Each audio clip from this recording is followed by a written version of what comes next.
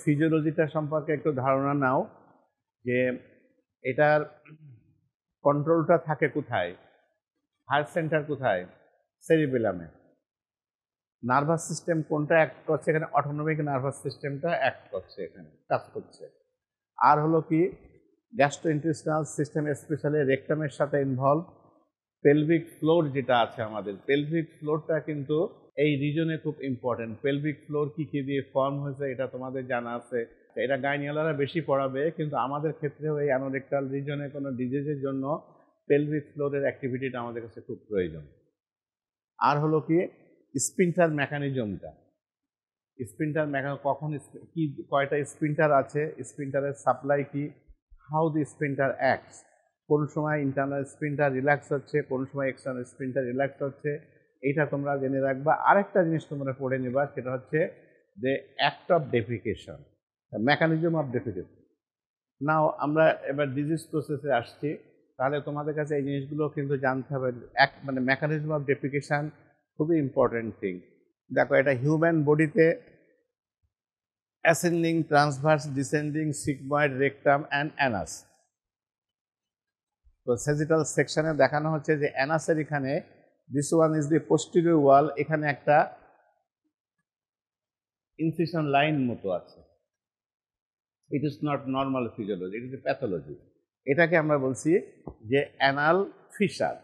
Fisher বলতে একটা bridge হয়ে যাচ্ছে মিউকাস লেয়ারে, অ্যানাল ফিশারে। দেখো আগের জিনিসই অ্যানাল স্পিনফ্রিক মাসেলস আর anal canal, anal fissure. And this one, এখানে দেখো একটা সাপের মতো একটা চ্যানেল আঁকানো আছে, দিস ইজ ফিস্টুলা। ফিস্টুলা হচ্ছে, ফিস্টুলা বাই ডেফিনেশন তোমরা জানো দুটো এপিথেলিয়াল সারফেসকে কমিউনিকেট করছে। আর ফিশারটা হচ্ছে একটা crack in the mucosal line, ঠিক আছে? এটা হলো anal fissure. Now aetiology, predisposing factors of anal fissure, সেটা কি হচ্ছে? অ্যানাল ফিশার কাদের হচ্ছে? Commonly in the young adults and middle age persons, আর more in male than in the female. Male পার্সনের জন্য এটা কমন, দেন ফিমেল। আর সাইড হচ্ছে কোথায়? posterior midline is the commonest side because maximum stressing on this side, less tissue protection and minimal tissue perfusion. তিনটা জিনিস। তাহলে anal ফিশারটা common in the posterior midline, that is towards the side of the coccyx. posterior midline এ anal ফিশারটা বেশি হয়। posterior midline is the commonest side for anal fissure. কেন এখানে অনেক এইটা কোশ্চেনটা আসে, why it is common in the posterior side. যখন আমরা ডেফিকেশন করি তখন আমাদের যে বডি ফিজিওলজি, বডি অ্যানাটমি, যেটা যেভাবে আমরা স্কোয়াটিং পজিশনে বসি এবং ডেফিকেশন করি, সেখানে একটা স্ট্রেন লাগে। ডেফিকেশন করতে তুমি টয়লেটে বসলেই তো আর ডেফিকেশন হয়ে যাচ্ছে না, ইউ নিড সাম স্ট্রেনিং। এই স্ট্রেনটা যখন করা হয় তখন তোমার বডির যে স্যাক্রামে যে কার্ভেচার আছে, ওই কার্ভেচারের কারণে ম্যাক্সিমাম প্রেশার যায় তোমার পোস্টেরিয়র সারফেসে। দ্যাট ইজ হোয়াই এটা হচ্ছে ম্যাক্সিমাম স্ট্রেসিং সাইড। বাট ওখানে আরেকটা সমস্যা আছে কি, ওর পিছনে আছে তো স্যাক্রাম, তো ও স্ট্রেস, ওখানে তোমার ম্যাক্সিমাম স্ট্রেসিং হতে হবে, কিন্তু পিছনে স্যাক্রাম তো তাকে একটা মানে বাধা দিচ্ছে। দ্যাট ইজ হোয়াই সেখানে টিয়ারিং হয়ে যাচ্ছে, দুটো চাপে পড়ে মিউকোসাটা টিয়ার হয়ে যাচ্ছে। আরেকটা জিনিস কি আছে, যে স্যাক্রাম এবং অ্যানাল ভার্জের মাঝখানে কোনো বেশি কোনো টিস্যু নাই, যে তারাও যে তোমাকে কিছু জায়গা প্রোভাইড করবে স্ট্রেসিং, সে সুযোগও নাই। দ্যাট ইজ হোয়াই ওখানে লেস টিস্যু, এই একটা কারণ। আরেকটা হচ্ছে মিনিমাল টিস্যু পারফিউশন। অ্যানাল রিজনটা সবসময় ওয়েট থাকে, ময়েস্ট থাকে, সবাই, ওই ইউরোপিয়ান সাহেবদেরও থাকে, ওই ট্রাম্পেরও বাইডেনেরও অ্যানাস রিজনটা ময়েস্ট থাকে, আমাদের দেশে সলিমদ্দি কলিমদ্দি যারা ডে লেবার তাদেরও থাকে, ঠিক আছে? আর এই মাঝখানে তো আমরা আছি।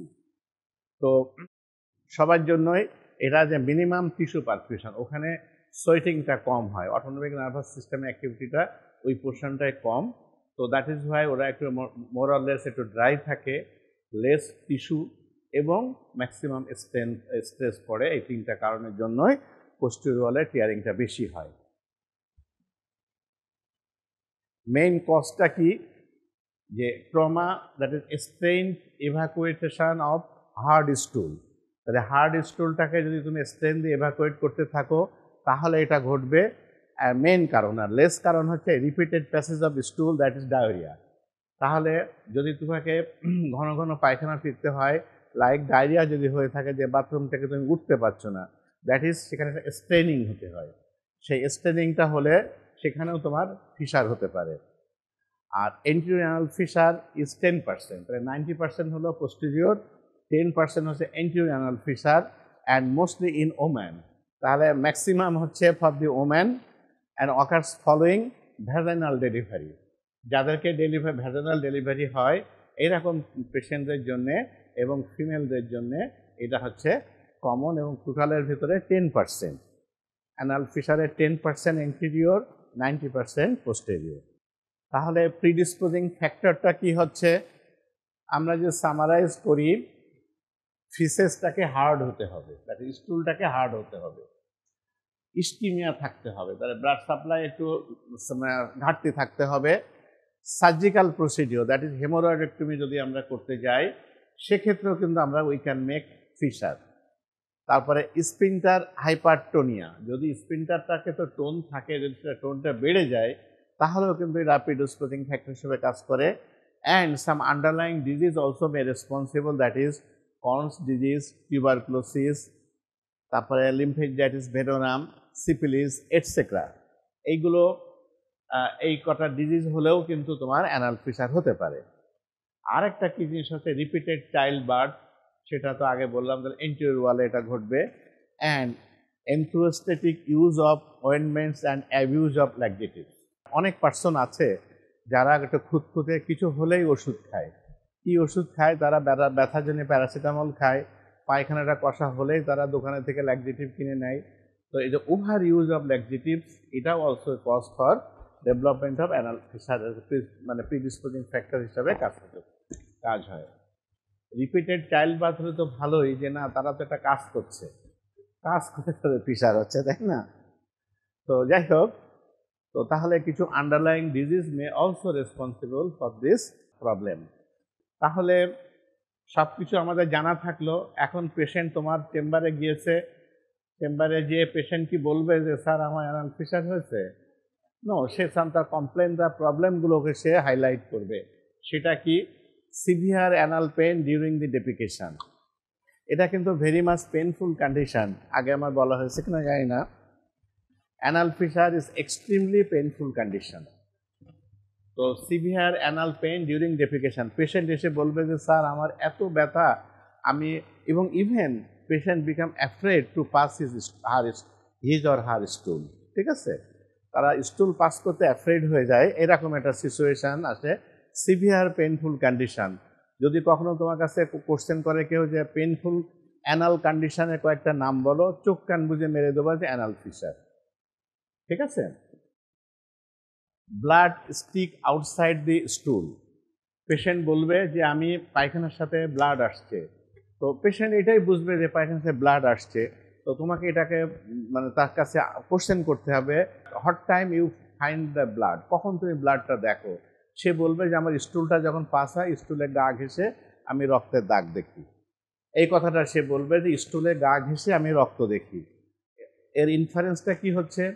যখন স্টুলটা পাস করছে, ফিশারের উপর দিয়ে যখন আসছে, তখন ওটা স্ট্রেসিংয়ের জন্য নতুন করে আবার ট্রমা হচ্ছে, ব্লিডিং হচ্ছে, ওইটা স্টুলে গা ঘেঁষে নেমে আসছে। But it is not such bleeding that যে আফটার পাসিং স্টুল একদম হিউজ অ্যামাউন্ট ব্লাড বেরোচ্ছে, ইট ইজ নট দ্যাট। ফিশারে সেটা হবে না, ফিশারে হবে ব্লাড স্টুলের গা ঘেঁষে লেগে থাকবে আর কি। হ্যাঁ, it is attached with the stool. আর কি হচ্ছে? মিউকোসাল ডিসচার্জ থাকবে। সে বলবে যে আমি পায়খানা হয়ে যাওয়ার পরেও সেখানে আমি মিউকাস পাস হচ্ছে, এটা ফিল করি। আর অবভিয়াসলি পেশেন্ট হ্যাভ কনস্টিপেশন। তাকে যদি জিজ্ঞাসা করে যে ভাই আপনার পায়খানা কেমন হয়, মুখটা বেজার করে বলবে যে আমি পায়খানাটা মুখে নরম করতে পারছি না স্যার, তাহলে কনস্টিপেশন থাকবে। আর একটা কারো কথা বলবে যে there is an anal itching in the perianal region. তাহলে পেশেন্ট বলবে যে painful defecation, hard stool, bleeding per rectum, আর বলে মিউকাস ডিসচার্জ থাকবে, and there may be some constipation and itching. These are the presenting features of a patient having anal fissure. মনে থাকবে anal ফিশারের ভিতরে আবার আরেকটা টার্ম আছে ক্রনিক অ্যানাল ফিশার। সেটা কি জিনিস? Hypertrophied anal papilla proximally, sentinel tags distally, thickened edge, exposed internal sphincter, that is ulcer overlying the fibers of the internal sphincter. মানে কিছু কিছু ক্ষেত্রে তার অ্যানাল ফিশারটা ক্রনিক হয়ে যায়। মানে একবার অ্যানাল ফিশার হয়েছে, তখন অ্যাকিউট স্টেজ ছিল, পেশেন্ট সামহাও ট্রিটমেন্ট নিয়ে মোটামুটি সেটাকে একটা সাবসাইড করে গেছে, বাট নট প্রপারলি।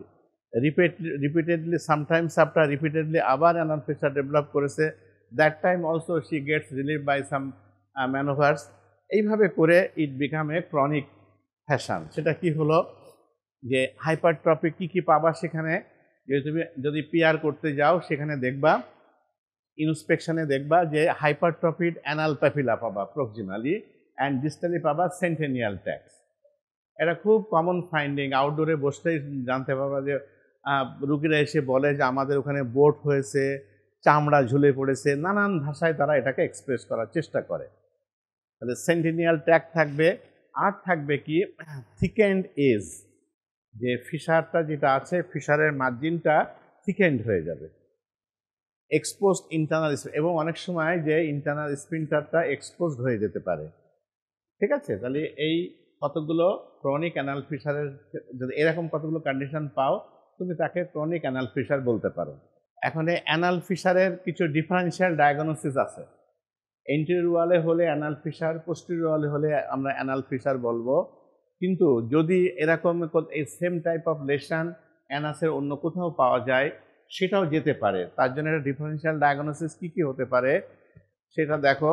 কর্নস ডিজিজে হতে পারে, ক্যাপোসিস সার্কোমাতে হতে পারে, টিউবারক্লোসিসে হতে পারে, লিম্ফোগ্যানুলোমা ভেনোরাম হতে পারে, সিফিলিস, হিপ, দ্যাট ইজ সেক্সুয়ালি ট্রান্সমিটেড ডিজিজগুলো হতে পারে, টিউবারক্লোসিস হতে পারে, সিফিলিস হতে পারে। ঠিক আছে, syphilis also sexually transmitted disease. কারণ তোমরা তো সেক্সুয়াল পারভার্সন পড়েছো, এই সেক্সুয়াল পারভার্সনের একটা কমন রুট হচ্ছে তোমার অ্যানাস। তো সেখানে সেক্সুয়ালি ট্রান্সমিটেড ডিজিজ তো থাকতে পারে, তারপরে তোমার টিউবারক্লোসিস হতে পারে। এগুলো হলে তারা ওরকম একটা আলসার সৃষ্টি করতে পারে, other than anterior and posterior side. Medial side, lateral সাইডে কোথাও না কোথাও ঘটতে পারে। Now how you will confirm this diagnosis, তুমি ডায়াগনোসিসটা কনফার্ম কিভাবে করবা? তাহলে এখানে তোমার ডায়াগনোসিসটা তোমাকে নিজেই করতে হবে। The diagnosis should make by physical examination and clinical examination, that is key adequate clinical examination under GA, if necessary তুমি under GA করতে পারো। পেশেন্ট তোমার সাথে কোঅপারেট করছে না, তুমি you may perform the examination even under GA। তারপরে তোমাকে প্রক্টোস্কোপি করতে হবে, sigmoidoscopy, histopathology and also some discharge যেটা আছে সেটাকে তুমি কালচার করতে পারো। এইভাবে করে তোমার ডায়াগনোসিসটা কনফার্ম করতে হবে। ঠিক আছে, তাহলে ক্লিনিক্যাল এক্সামিনেশন করতে হবে, আর তোমাকে করতে হবে প্রক্টোস্কোপি ও সিগময়েডোস্কোপি, তারপরে তোমার কালচার করতে পারো, বায়োপসি করতে পারো। এভাবে ওই ডায়াগনোসিসটা তুমি কনফার্ম করলে